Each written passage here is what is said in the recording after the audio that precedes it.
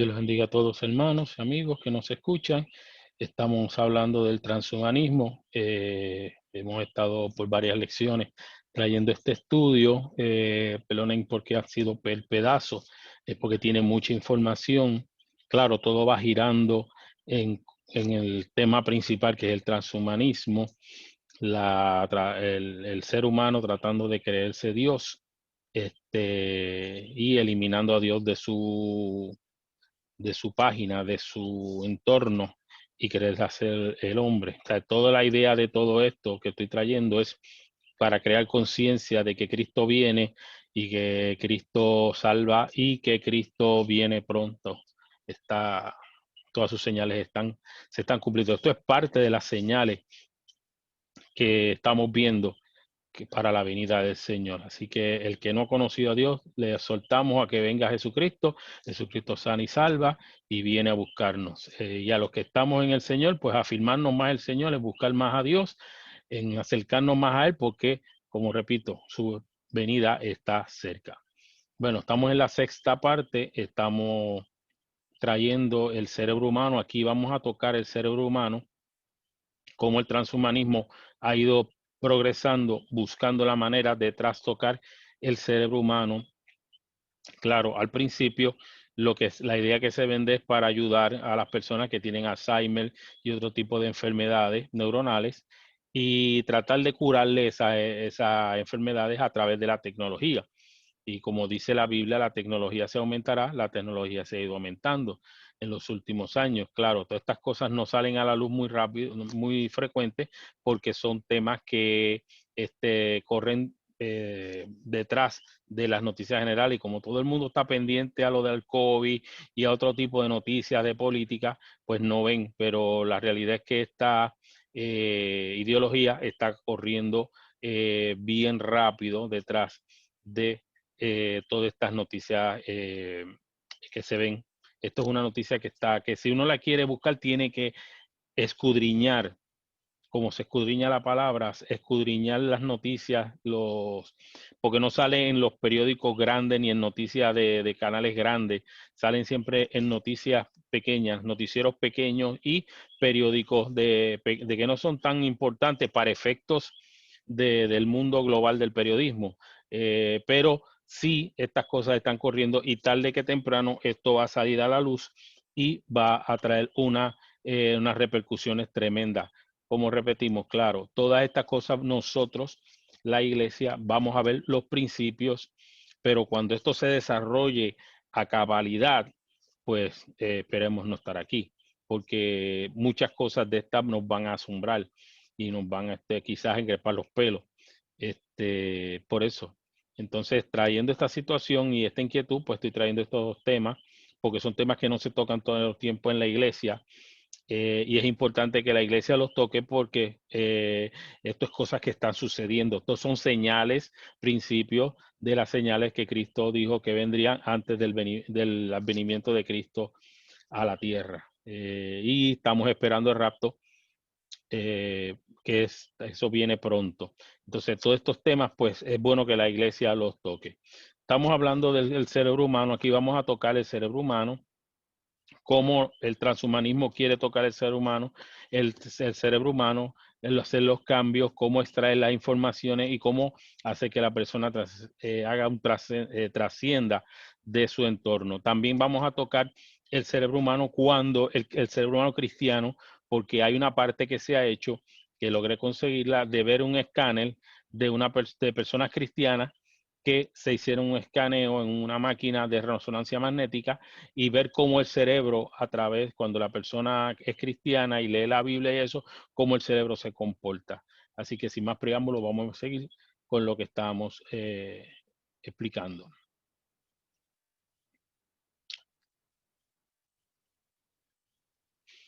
Aquí vemos el cerebro humano con sus partes, sus lóbulos, lóbulo frontal, su lóbulo medio, su lóbulo trasero. Tenemos entonces la parte escondida, que está pintada de color púrpura, y los diferentes glándulas cerebrales. Todo esto tiene un propósito. Claro, no es que yo sea médico, todas estas cosas las he leído, pero no es que sea médico, pero estoy explicando según he ido entendiendo todas las cosas. Así que espero que sea para beneficio y gloria del Señor, porque todo esto se hace para la gloria del Señor. La corteza prefrontal y sus funciones. Aquí tenemos una imagen de una corteza prefrontal. La parte roja es donde la parte prefrontal, ahí que se supone, dicen los científicos, los que han hecho escaneo, que la parte frontal es la parte del sistema cognitivo. Y el sistema cognitivo es la parte del pensamiento, de analizar el pensar, es la parte de la razón. Y también trabaja mucho con lo que es el ser humano en sus pensamientos.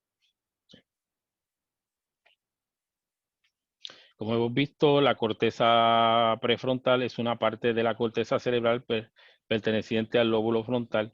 Se encuentra situada en la parte del cerebro más cercana al rostro. Es considerada un área de asociación multimodal o terciaria, puesto que en ella se coordina la información proveniente de otras áreas cerebrales. O sea, es un link entre todas las cosas que recibe el cerebro, ahí es donde se genera y se analiza todo lo que quiere decir. Se trata de un área cerebral de gran tamaño con una gran importancia a la hora de explicar el control de conductal, la persona y la personalidad e incluso las capacidades cognitivas. Nota el cárcel traigo, si leemos en las escrituras, cuando David vence a Goliat, que él usa una piedra con una onda para enviársela que era el arma que tenía en ese momento para pelear contra Goliat. Lógicamente Goliat pues venía con lanza, espada y escudo, más el escudero. Fíjense en que cuando David se enfrenta a Goliat, David busca 5 piedras lisas y las echa en el saco pastoral y se lleva su onda y se enfrenta a Goliat. El punto importante que hay que analizar es, fíjense que cuando Goliat ve a David, se abre el casco tiene una tapa al frente, se abre para poder mirar mejor y deja expuesta toda la cara desde la frente hasta la barbilla al frente y entonces empieza a hablarle a David. ¿Entiende? Entonces cuando David se dispone a pelear contra Goliat, mueve su onda y dispara la piedra. Claro, lógicamente el Espíritu de Dios estaba en el asunto. Fíjese que no es casualidad, lleva directamente la piedra a la frente. Fíjese que no le dio ni en la nariz, ni en los ojos, ni en la boca, ni en el mentón, porque todas esas áreas son áreas también vulnerables. Pero fíjate que fue directamente a la frente. ¿Por qué a la frente? Por lo que estamos estudiando. Porque en la frente, en lo que es la frente, detrás está el cráneo y de ahí está el cerebro. Y el cerebro, la parte que está en el cerebro es la parte cognitiva. Que es la parte del pensamiento y de raciocinio de la persona. O sea, que la piedra fue directamente a la parte neurálgica del cerebro para desconectarlo. Automáticamente la piedra dio y entró, desconectó al hombre de su psiquis, de su entorno. Y Goliat, claro, Goliat cae de frente. Goliat estaba vivo todavía. Lógicamente, pero al darle esa área, él queda como desorientado, o sea, no puede moverse, no puede hacer nada, pero o sea, él está desorientado. Entonces después David coge la espada del mismo y le pica la cabeza, ahí es que termina de asesinarlo. Pero fíjese que la piedra, el Espíritu de Dios fue tan sabio que le dio donde tenía que darle, que era en la parte cognitiva. Esta parte de la neocorteza es la región del cerebro que más tiempo tarda en desarrollarse, ya que de hecho es considerar que no termina su desarrollo hasta los principios de la edad adulta, entre los 20 y los 25 años de edad. Los procesos cognitivos y las funciones ejecutivas no podrían llevarse a cabo sin la participación De manera que estamos ante una de las áreas más relevantes a la hora de poder adaptar nuestra conducta a las situaciones y realizar operaciones cognitivas complejas. Vamos a las funciones del prefrontal. Vamos a ir a las funciones. Aquí vemos el lóbulo frontal, el lóbulo, las partes del cerebro, lo que hablé al principio. El lóbulo frontal, el lóbulo parietal, el lóbulo anticipal, el cerebelo, que es lo que controla las partes motoras, el lóbulo temporal, el hipocampo, la corteza extraorinal entorhinal, perdón, palabra difícil, y amígdalas y las amígdalas. ¿Ok? Vamos a tocar el lóbulo frontal.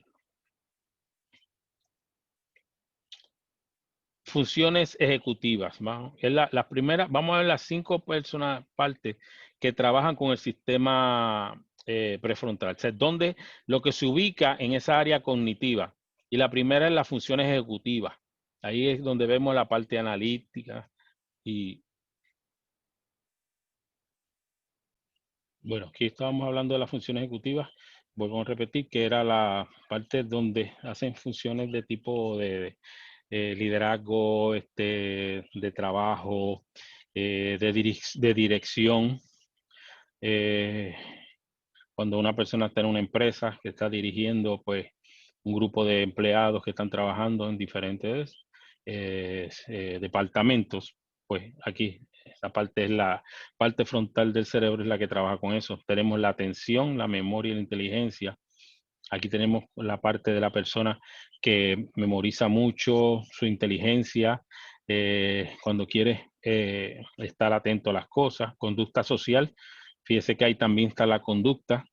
La motivación está en esa área del frente del cerebro.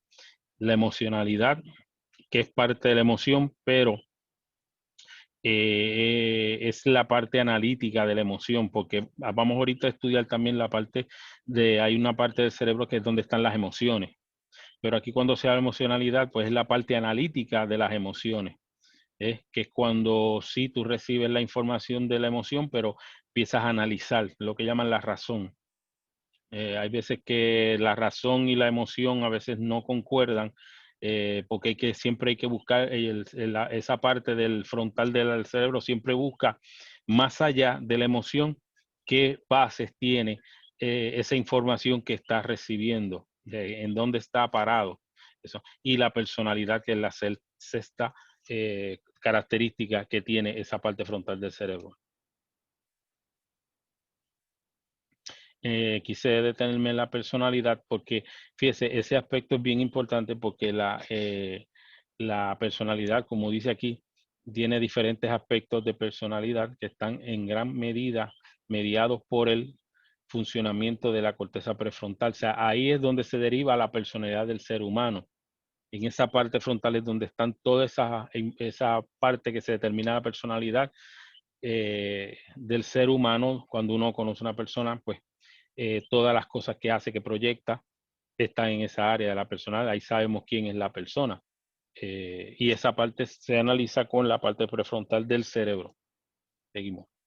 El establecimiento de patrones de conducta más o menos estables en los diversos aspectos de la vida y las características típicas como la inhibición o la timidez, o bien la responsabilidad, son algunos de los elementos mediados por esta región cerebral. ¿Ves lo que digo? Que ahí está, en esa parte del frente están todas estas cosas: si la persona es tímida, si es activa, si es carismática. Eso es parte de la personalidad. Si es analítica, si no es analítica, si es torpe, si es avivado.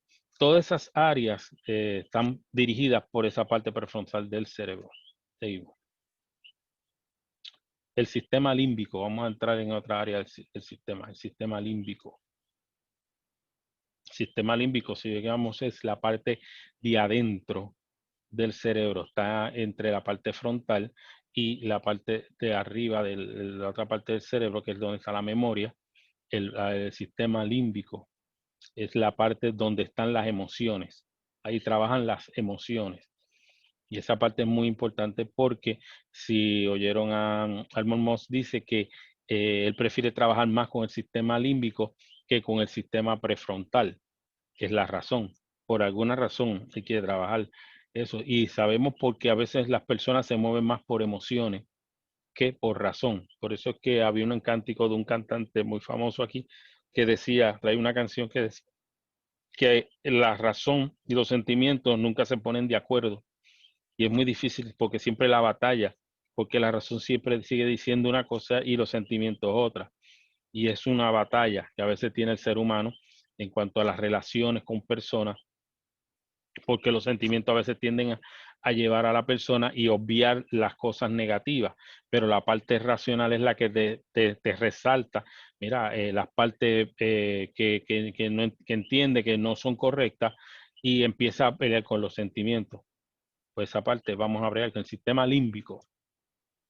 El sistema límbico es aquella parte de nuestro cerebro encargada de regular las respuestas fisiológicas y emocionales de nuestro cuerpo.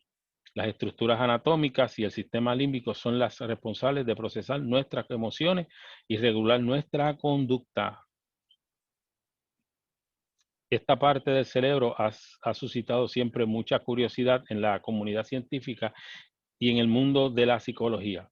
Esto es debido a que resulta increíble investigar cómo una parte tan concreta de nuestra anatomía puede regular algo tan importante como puede ser nuestras emociones.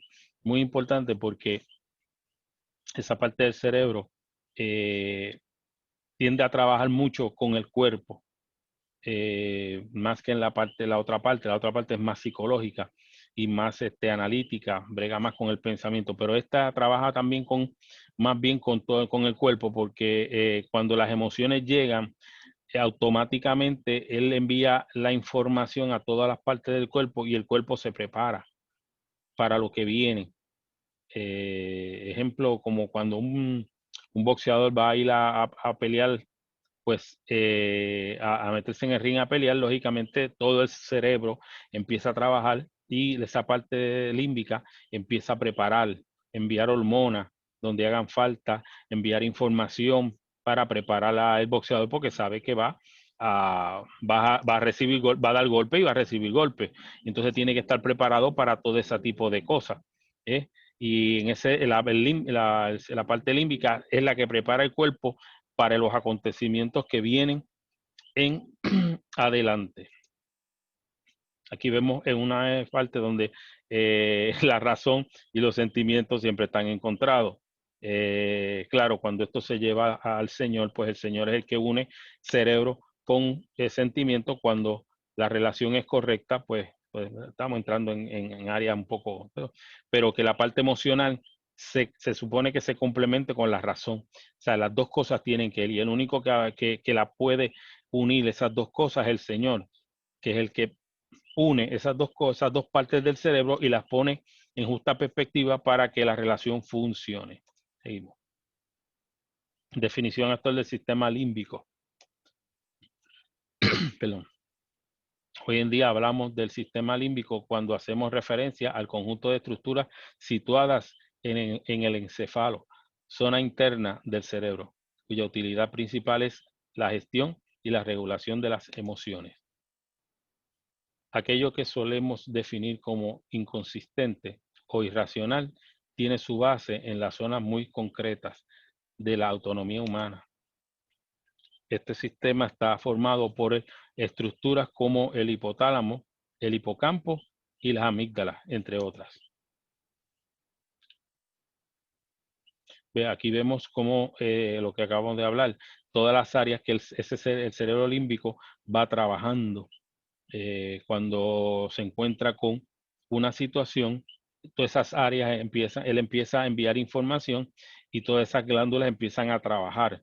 Cuando estamos nerviosos, cuando estamos ansiosos, cuando estamos contentos, cuando estamos alegres, cuando estamos en bendición, cuando estamos malhumorados y otra serie de situaciones emocionales, pues el sistema límbico hace su trabajo de poner el cuerpo en esa actitud. Por eso es que muchas veces uno dice el body language, porque a veces uno ve una persona que nos dice algo, pero el body language dice otra cosa. Caso clásico, pues tenemos el equipo que usan los centros judiciales cuando quieren saber si una persona está mintiendo o una persona está diciendo la verdad, es porque hay una máquina que mide el sistema nervioso, o sea, el cuerpo, porque cuando le hacen las preguntas se supone que si la persona miente, el cuerpo reacciona de una forma. O sea, él podrá decir que sí, pero su cuerpo puede decir que no. Es lo que llaman el body language. Ahí es donde la máquina detecta si la persona miente o dice la verdad. Seguimos. El sistema límbico o sistema nervioso emocional está situado en la zona interna de nuestro cerebro, más allá de la corteza cerebral. Recibe influencia de muchas otras vías del sistema nervioso relacionadas con los sentidos: sistema auditivo, visual, olfativo, sensores del tacto y del gusto. Al estar interconectados con tantas otras vías, resulta muy complicado hacer un esquema totalmente preciso de todos los elementos anatómicos. Vamos a hablar del sistema nervioso emocional, que es parte del sistema límbico. Aquí estamos hablando de las emociones y cómo las emociones a través del cerebro se manifiestan. La emoción implica al sistema nervioso por completo.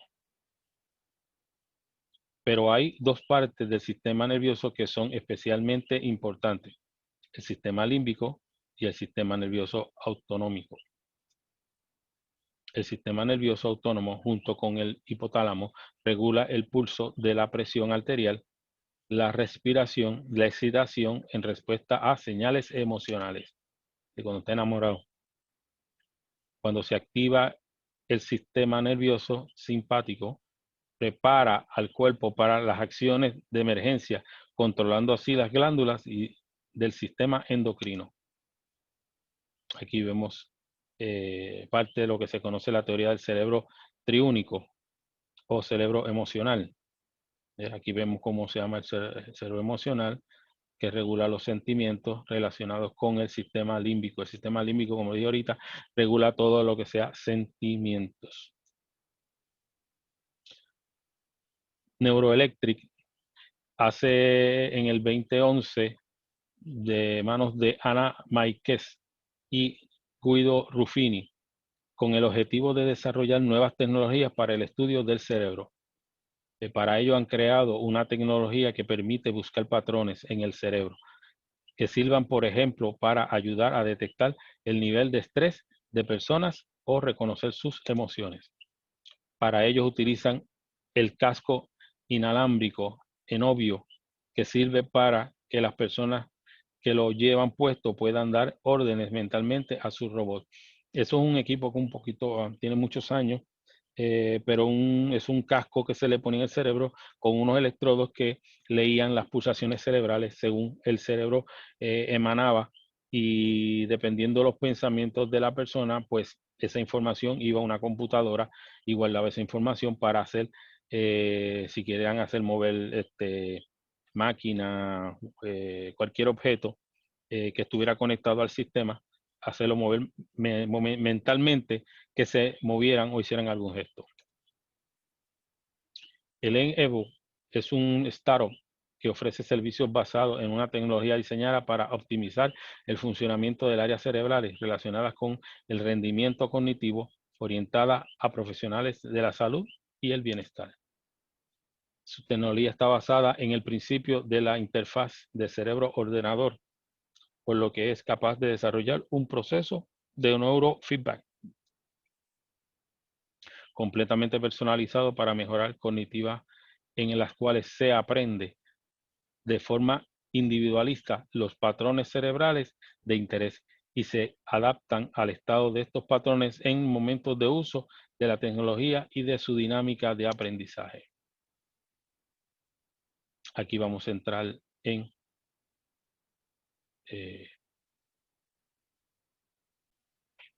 esta parte. Quiero que estén más pendientes, porque aquí vamos a entrar ya.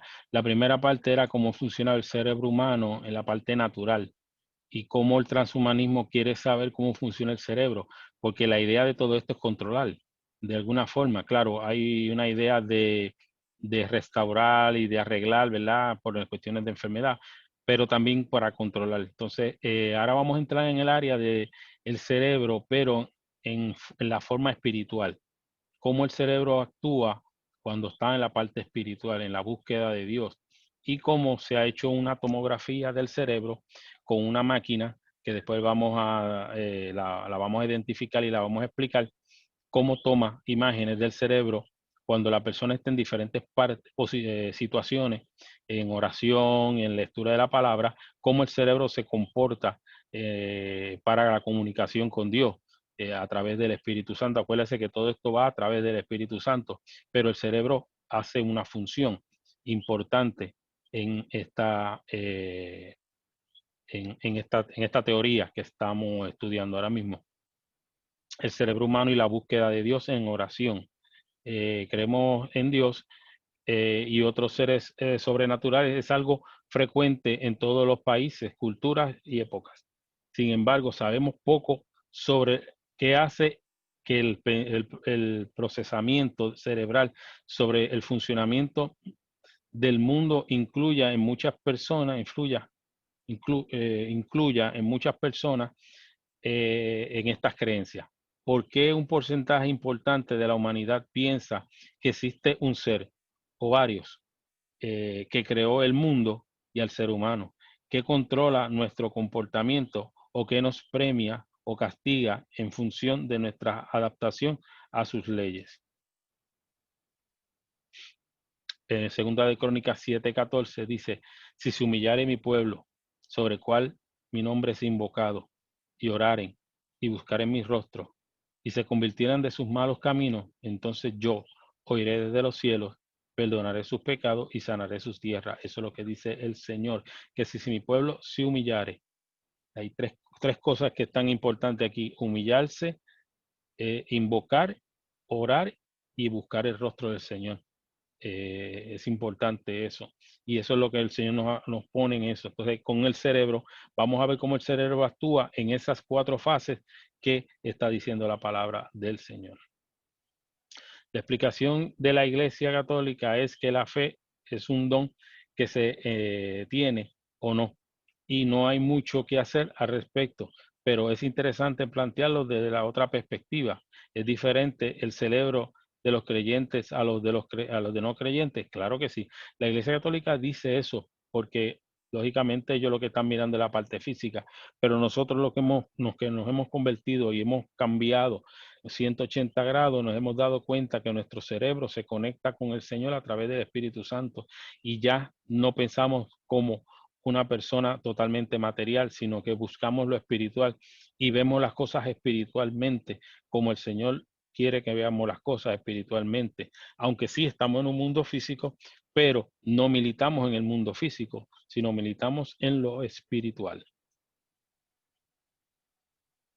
Existe una región en la que la corteza cerebral destinada a la creencia en lo sobrenatural, igual que la tenemos para hablar o para la lectura. Dice, ¿puede un cambio brusco en la estructura cerebral, como una lesión o una ictus, convertir a un creyente en no creyente o viceversa? Es una pregunta. Son preguntas para las que cada vez tenemos mejores respuestas, pero no la neurodiversidad. Los distintos tipos de cerebros humanos afectan la fe. Es otra pregunta. Los creyentes suelen imaginar a dioses como seres con intenciones propias y que interaccionan más o menos con los humanos y con los poderes extraordinarios. Responden a los anhelos de cada individuo y vigilan y evalúan su comportamiento, en particular en relación con los demás, en lo que llamamos el bien o el mal. Claro, aquí se está hablando de un científico, pero sabemos por las escrituras que nos conectamos con Dios a través del medio del Espíritu Santo y Dios nos va respondiendo y nos va guiando y nos va llevando. Es el mundo espiritual que incide en el mundo natural.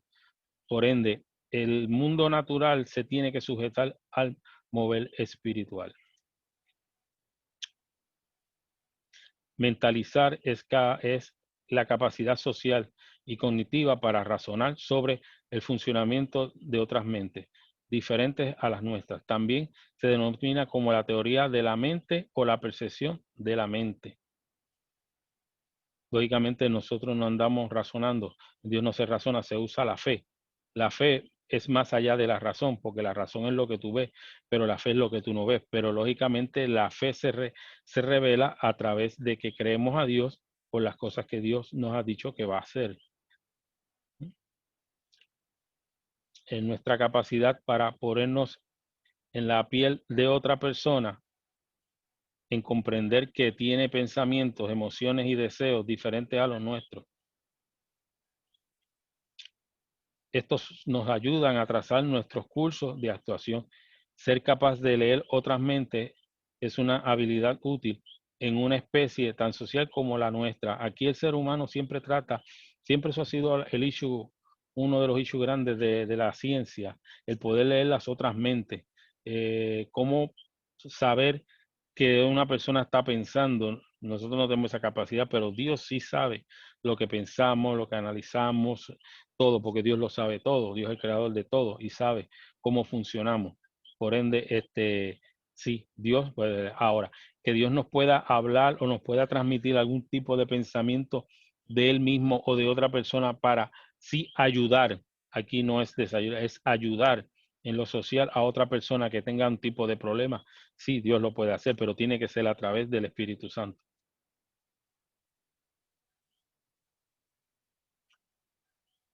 La mayoría de los neurocientíficos y psicólogos que han trabajado en el tema coinciden. Las creencias de lo sobrenatural, estas enraizadas en los procesos cognitivos normales. Esas actividades cerebrales de percepción de la mente ajena surgen como respuesta a nuestros actos. Anticipamos la respuesta de aquellos con los que tratamos. Eso siempre hemos tratado de anticiparnos a los pensamientos de otros. Claro, volvemos a lo mismo. Si es algo para ayudar al ser humano, que Dios nos ponga en el camino para ayudarlo, sea bienvenido, pero a veces el ser humano, a veces en su maldad lo que quiere es destruir, y eso es lo que Dios no permite que nosotros hagamos.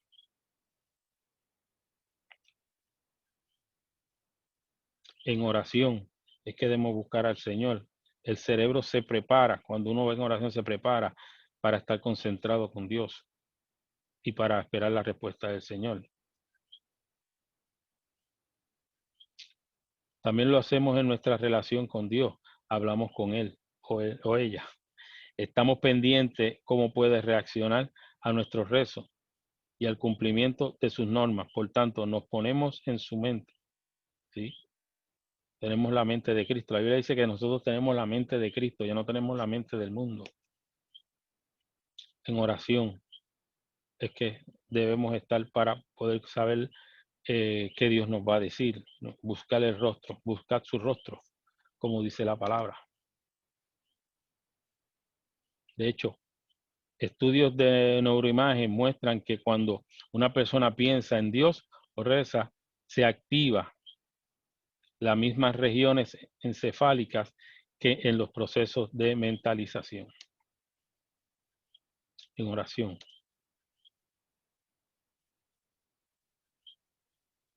Wefer Shodox, este nombre es un poquito extraño, perdón si no lo menciono bien, de la Universidad de Aarhus, en Dinamarca, vio que durante un rezo que se producía un aumento significativo en la respuesta Bolt, en el que el núcleo caudado, en otras palabras, se activa el sistema de recompensas. Aquí vemos un cerebro cuando el ser humano está en meditación y oración, ve los cambios de colores del cerebro. Esto es una tomografía de un escáner.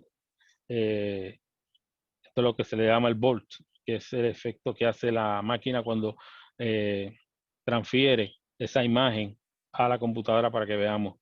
Aquí ven los dos lóbulos en funciones y los cambios de colores cuando la persona está en meditación.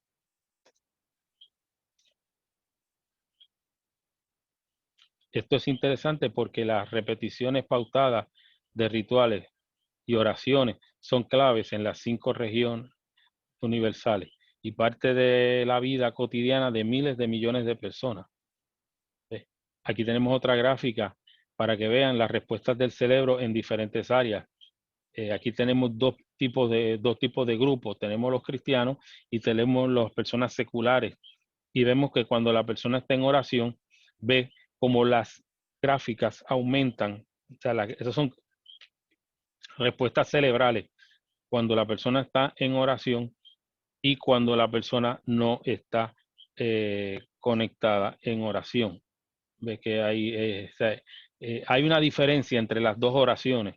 Aquí lo que estamos tratando de ver es cómo las oraciones de dos personas, porque es lo que se está viendo, de dos personas, unas personas normales, seculares, y unas personas cristianas. Y vamos a ver que la respuesta del cristiano siempre el cerebro va a fluir mucho más que la persona no cristiana. Eso es lo que la gráfica nos está enseñando.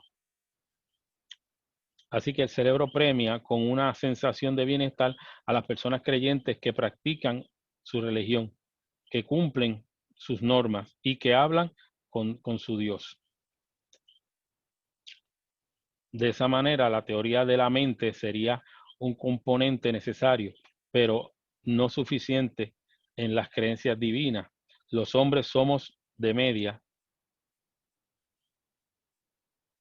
Esto no quiere decir que la fe se base solo en meditación, pues puede intervenir otros factores. Por ejemplo, es menos probable que las personas con un pensamiento analítico sean creyentes, lógicamente, porque hay muchas cosas que no se pueden analizar. Hay que usar la fe. La fe es la certeza de lo que se espera, la convicción de lo que no se ve. No todo se puede analizar. Si le tratamos de analizar de la manera humana, pues podemos hasta sentirnos mal porque no entendemos. Lógicamente tenemos que entender que la palabra de Dios, la Biblia, fue inspirada por el Espíritu Santo y es el Espíritu Santo el que nos da la contestación cuando leemos un versículo bíblico que no entendemos. Cuando uno trata de hacerlo de la manera humana, no vamos a entender y vamos a decir que la Biblia tiene errores. Y no es que la Biblia tiene errores, es que hay que preguntarle al Espíritu Santo cuando hay un versículo que no entendemos. Ahí es que entra la meditación en la palabra del Señor. Aquí vemos el cerebro humano en base al hombre. Además, las personas pueden ser religiosas por aspectos psicológicos y culturales que no tienen nada que ver con su capacidad para poner en mente a otros. Lógicamente, una persona que es cristiana por designio o por herencia, no tiene una gran capacidad, se vuelve un religioso más.